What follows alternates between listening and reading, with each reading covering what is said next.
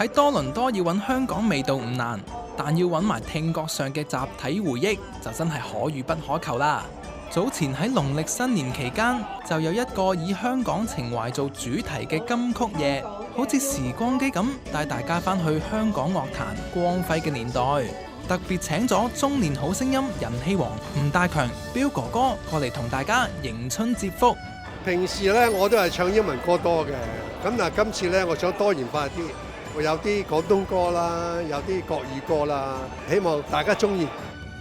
晚宴一開始，由多倫多本地唱家班打頭陣，炒熱氣氛。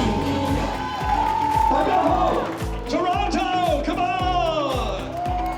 on，Happy Chinese New Year everybody！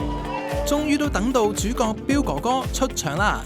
佢帶住副黑超上台，型到爆，仲笑笑口講，有人話佢今日嘅裝扮似足四哥謝賢添啊！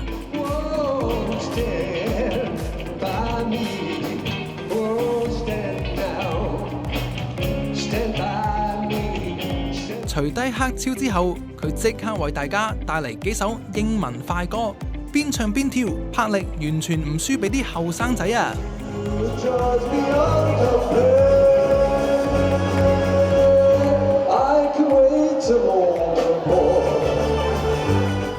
雖然出面落住雪凍冰冰，但係加拿大華人社區慶祝新年嘅熱情就令到彪哥哥覺得好溫暖啦。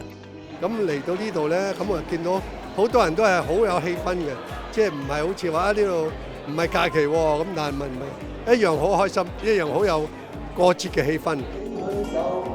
難得同多倫多嘅朋友過年，彪哥哥仲為大家準備咗特別驚喜啊！唱出浪子心聲嘅時候，仲親自用口琴伴奏。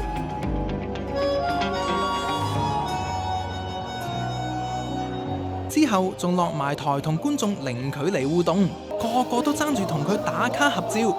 有充滿正能量嘅彪哥哥助陣，呢晚可以話係完美演繹咗咩叫嘢好食、歌好聽嘅難忘之夜啊！